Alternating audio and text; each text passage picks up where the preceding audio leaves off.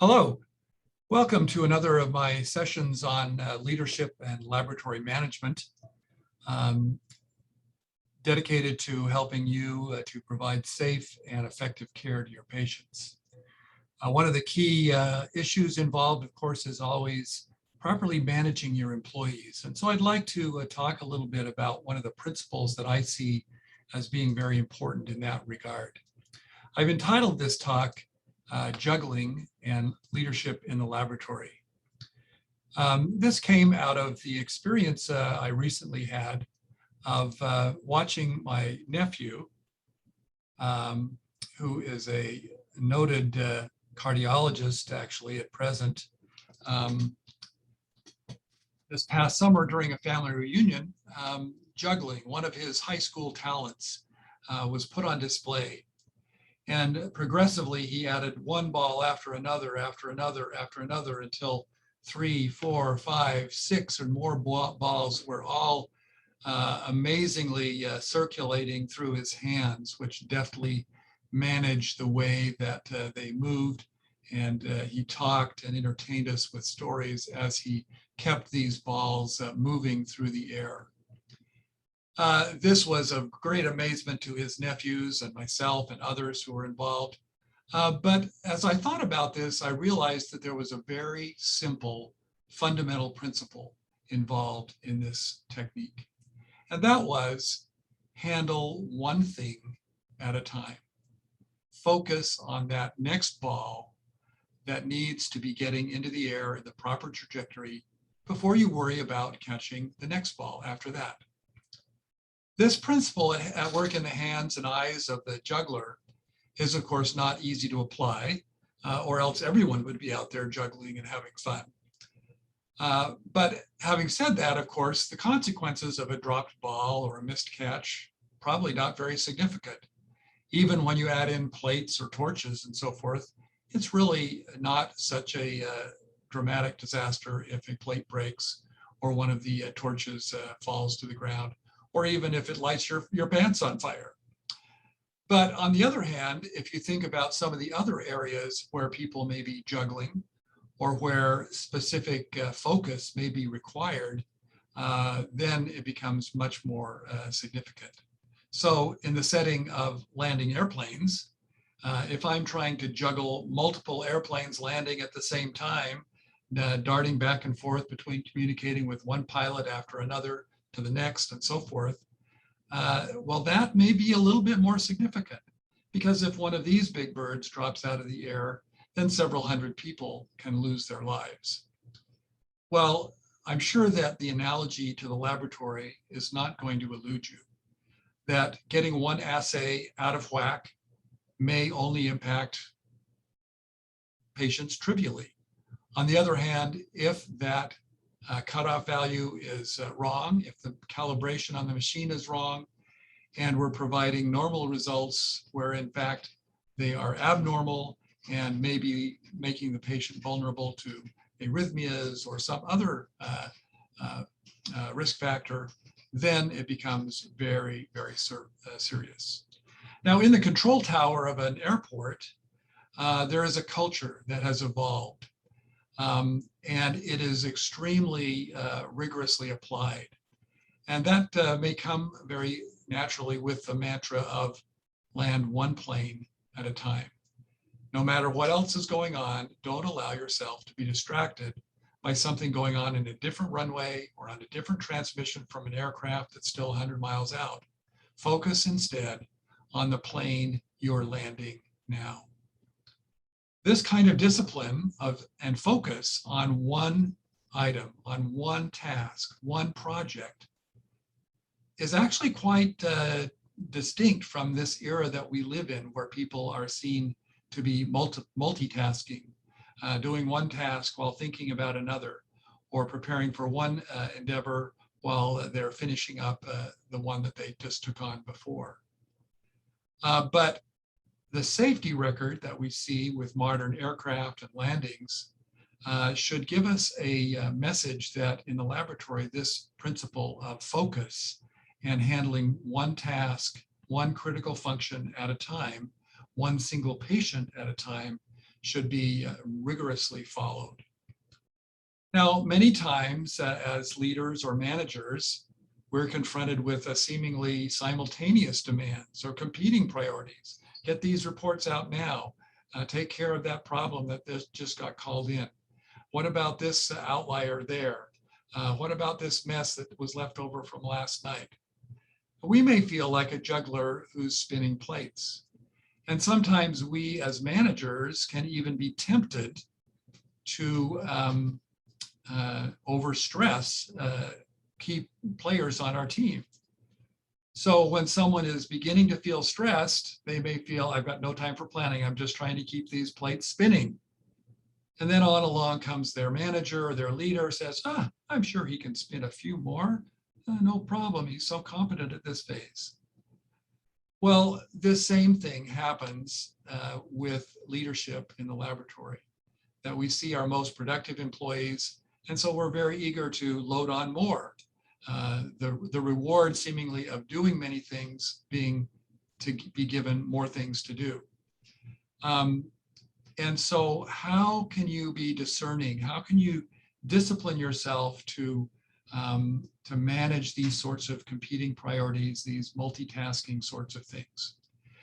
Well, I think there are a couple of keys, and I would suggest that you think about how these apply in your laboratory operations. The first is start with order.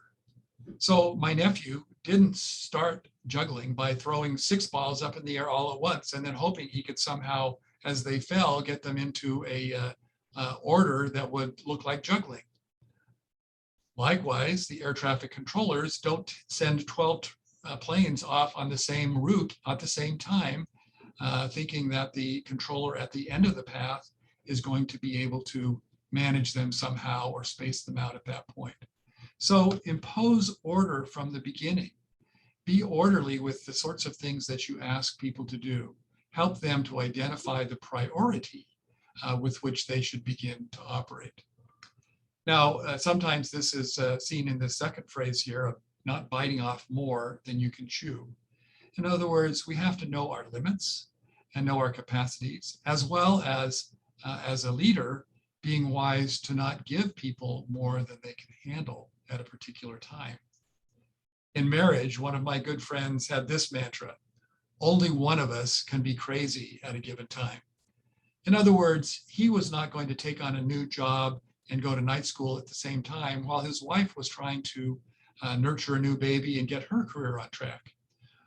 Or similarly, he was not going to take on new things when she was entering a particularly stressful or crazy period of her life, be that finals or other testing or something of that sort. So as we think about the sort of tasks that we're giving to others, we need to recognize and understand the limits and allow them to impose some measure of order as they begin to take on a task. Now, when things go from normal to crazy, that is when there is an important situation to think about. There will be times when things beyond our control make things go crazy. But in reality, the principle that's involved here is really one of being preventive in terms of how we manage the tasks that are ahead of us. And so Stephen Covey said, you know, the more time you spend in quadrant 2, the less time you have to spend in quadrant 1. Well, what is he talking about here? What is quadrant 2? What is quadrant 1? Well, that's referring to this very classic breakdown and prioritization of tasks according to their importance and their urgency. So things that are important and urgent, those are crises. The house is on fire. We need to get out. That's a crisis. That's important. This television program is on right now and it won't be shown again for another 3 months. Well, that's urgent, but it may not be very important. On the other hand, quadrant 2 is really where people should spend most of their time, working on preparation, on planning, on preventing problems, building relationships, developing personal skills, athleticism, and capabilities, and so forth, so that they can perform the tasks and the projects that they need to accomplish. And by doing this sort of planning and prevention, they will find that the crises, the deadlines seldom become the driving point in their lives where they have to spend all of their time and focus. So this notion of allowing ourselves to be preventive and spending our time in the quadrant 2, the important but not currently urgent area of our lives, is very, very important as well. Now, if I can take the liberty, there's one other aspect of this where it is very, very important to think about how you can avoid this chaos and crisis and so forth. And that is by taking time to counsel together with your team, your counsel, and to focus on the individual needs, on the specific issues, and the next steps. As we do this in a team setting often enough and frequently enough, then again, we avoid having to spend time putting out fires, dealing with crises or problems that were unexpected, because we have prepared ourselves for that circumstance. Well, of course, if you live in Oklahoma, you know that this is football season. And although I am not considered a high-level football fan, I do know a little bit about the game. And so I know that when players and coaches are preparing for a given game or preparing for a season, that there are kind of two kinds of practice that they carry on. One of these kinds of practice is the kind of practice that they might do in the off season. That would be the kind of skill building, strength building, coordination, development, timing, trust, understanding of different players and their abilities and so forth that develops individual skills and athleticism. This is kind of like the continuing education, the development of professional interests, a scientific understanding, the familiarity with procedures and processes and instrumentation that goes on in a laboratory. In contrast, there is the type of development that is more oriented around building strength. That is the kind of development that you see going on here, where you're developing strong muscles, very powerful abilities to do things that your competition will not be able to do. But when it comes to preparing for the game, for the specific nature of your opponent and so forth, when that arrives, you need to be very, very familiar with the execution of the plays. And in that setting, it becomes vital that players have practiced, but also that they devote their entire focus to the current play. By doing that, they're not worried about what they're going to do 4 or 5 minutes from now into the game. They're not worried about what may happen if this happens. They're focused on executing the current play, just like landing that current plane or getting that next ball into the circuit as they juggle. In doing that, then they will have a better chance to execute that play more perfectly. Of course, if something goes wrong, if something comes awry, well, that's when their personal development, their athleticism, their strength will allow them to potentially compensate and so forth. But that's not probably even going to be necessary if they have practiced their execution. So as we think about this in our laboratory settings, I think these principles apply. Start by putting things in order. Don't begin with chaos. So put things into order and develop that process so that things begin to run smoothly before you add new variables or new demands. As you work on those things, focus on the individual task that needs to be done next and block out worries or concerns about what if this or what if that may be further down the road. Land that one task, that one project as it needs to be done now, and maintain the focus there by working with your team, counseling together with them regularly so that those sorts of things, those problems that may arise from chaos and distraction will not be an issue. So this process is one that applies very broadly in business, in aviation, in juggling, in football, and I think it applies in the laboratory. As we work on developing our own individual skills, as we work with our team, our council, as we together focus on that individual process that needs to be focused on now, the current need, and worrying about later things later, will be far better off. I will just comment very briefly that the football technique of huddle also applies here, because that allows you to understand what's the play, the next play that we're going to do. And that regrouping helps to keep everyone on the team focused on that same play, rather than trying to run yesterday's play or trying to run next week's play. So with those comments, I'll close this and thank you for joining me.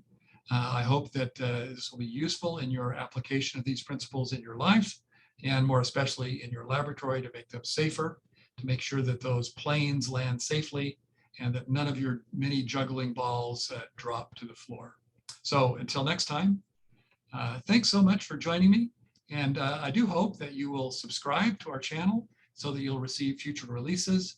And if you like this presentation, give it a thumbs up. We always welcome your feedback. So if you have comments or suggestions for future topics you'd like to see us cover, don't hesitate to leave me a comment or send me a note. Until next time, thanks again.